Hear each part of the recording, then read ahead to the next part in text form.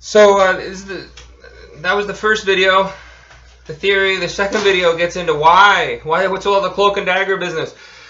Assuming it's all true, meaning the message and the fact that it was encoded within the Vitruvian Man schematic, then what is the premise for the reason or justification that Da Vinci felt for all the secrecy, encryption, cloak and dagger, business through the cloak and dagger form of communication when it came to him expressing his message? Why didn't he just publicly announce, look at it, was this discovery, because you got to ask the question, why, I guess, or was this discovery already known to others? If so, then to which people? Plato talked about it, stuff like that, I get way back, whatever. Possible explanation for all the secrecy and encryption and messaging may have to do with a combination of the following three reasons. Reason one, having to do with the significance of Leonardo da Vinci's main employer, Florentine employer in the House of Medici, and how da Vinci cryptically wrote in one of the margins of his journals, only to be later discovered, and the quote was, "The Medici made me and the Medici destroyed me." That enigmatic quote is referenced from the Wikipedia webpage titled Leonardo da Vinci. The following quote is referenced from the Wikipedia page titled House of Medici. So here it is, the quote. The House of Medici, was an Italian banking family and political dynasty. It was able to fund the Medici Bank. The bank was the largest in Europe during the 15th century. And it facilitated the Medici's rise to political power in Florence. The Medici produced 4 popes of the Catholic Church, 2 queens of France, and was one of the most prosperous and respected institutions in Europe. And the Medici family was considered one of the wealthiest in Europe for a time.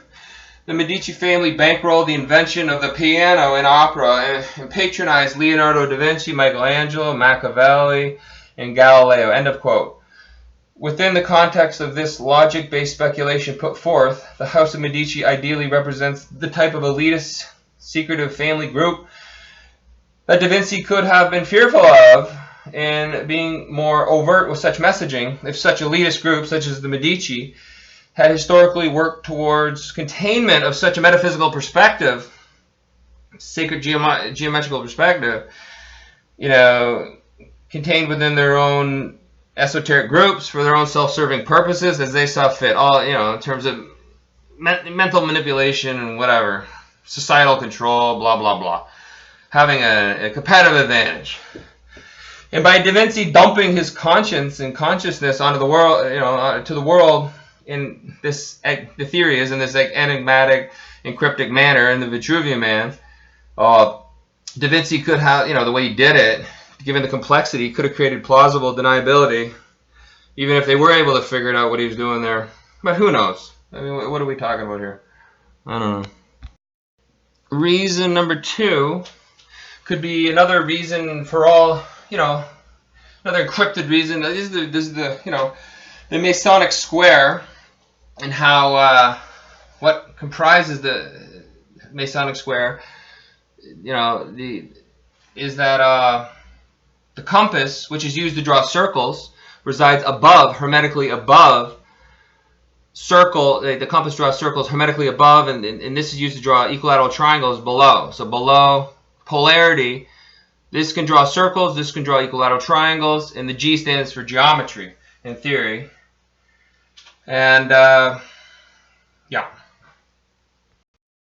And so the question of does this hidden in plain sight message within the Masonic square have anything to do with the fact that Hermeticism, there's a Hermeticist, looks like the Pope, does it have anything to do with the fact that Hermeticism was a leading spiritual philosophy for the ancient Greco-Roman elitist world? Does it have anything to do with how Hermeticism identifies the metaphysical dualistically opposite and opposing bipolar forces of our respective and collective universe as above the circle and below equilateral triangle? The Hermeticists say above represents God or the creator of the universe being the only thing they can identify as capable of being good in the universe. And below, the equilateral triangle, the Hermeticists say below represents the physical realm of and for humanity, which they identify as incapable, not capable of being good by way of bipolar dualistic default, as it is relating to all things, the physical realm, and all things and vulnerabilities of the flesh. So they got humans are evil and evil. That's what the double snake helix on the caduceus. Evil and evil. Evil and fake good. That's why it's the political religious philosophy, whatever. Hermes is the god of rhetoric and commerce and all that crap, whatever. Does it have anything to do with how and why history, as it is taught to us through the foundational education system today, has generally written, Hermeticism out of the informational stream of which we depend on to best understand what the ancients figured out? Or did Hermeticism just slowly over time slip into the shadows of the various elitist secretive societies to be of knowledge and perspective solely intended for their own pleasures as they saw fit? So if pre-Christian is considered pagan, and paganism can be tied to Satanism, then Hermeticism may be connected or related to Satanism, given that Hermeticism was pre-Christian and a leading spiritual ethos for the elitist societal social planning and engineering leaders of ancient society, of which sought to the murder of many great humans that simply would not bend the knee. They wouldn't bend the knee to the not-so-great hermetic gods of state control. While statism eerily sounds similar to Satanism. Such great humans that were murdered as a result of refusing to bend the knee to the hermetic state-controlled gods include, but are not limited to, Socrates, Jesus Christ, St. George, and most likely people like Martin Luther King, John F. Kennedy, almost nearly Ronald Reagan and whatever, like that. After all, it was only a few years later, after slaughtering St. George, did the Byzantine Roman government hijack control of the state directives associated with Christianity. It was then that the previously hermetically triangulated minds of such Byzantine societal elitist leaders practically overnight, by a matter of law, swapped paganism for Christianity as the new directive for the state-run ethos. But did pagan Hermeticism get snuffed out by the ruling elite? Or did the ruling elite simply publicly remove paganism from the public temples and houses of worship and relocate it into their esoteric groups and societies to be protected by the cover of the shadows? And reason 3, possible reason for why Da Vinci may have felt compelled to encrypt such messaging within the Vitruvian Man and within other artworks and creations, may be explained by way of the understanding that Leonardo da Vinci most likely still had maintained a connection to an active conscience. His active conscience. Human conscience. This is stated most likely as fact, given the fact that artists tend to maintain connection to their respective conscience, and therefore connection to creative collective consciousness, while tending to be more right brain dominant for their cognitive controlling system, while it is the pathological personalities of left brain dominated cognitive control systems, which is full of control freaks, megalomaniacs, sociopaths, and psychopaths that tend to lose connection to their respective conscience, theorized to be of the right hemisphere of the brain. All this may have meant that Da Vinci experienced such good impulses of compulsion that drove him to find a way to share this knowledge with the masses.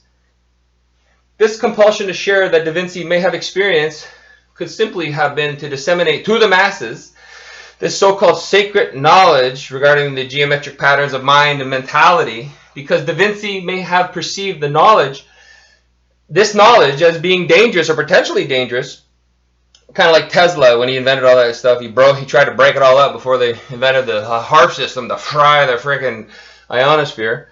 But too late. This information solely in the hands of these elite, the sacred geometric knowledge solely in the elite hands of societal leaders, the megalomaniacs and the sociopaths and psychopaths. One group possibly being his employer in the House of Medici, of which, these type of groups, people, they hunger and lust for power and control of and over all within the physical realm of their respective perspectives, which includes all other humans under and within the scope of their physical ruling sway. This is all due to the triangulation of states of mind.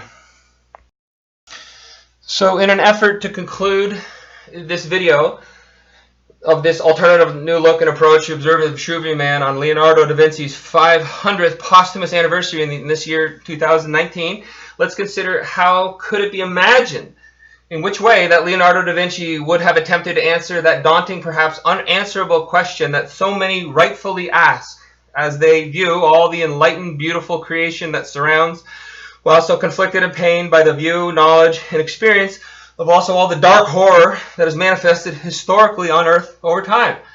Would Da Vinci propose that it is because we all exist within an extreme bipolar universe of duality, at least at the subconscious level?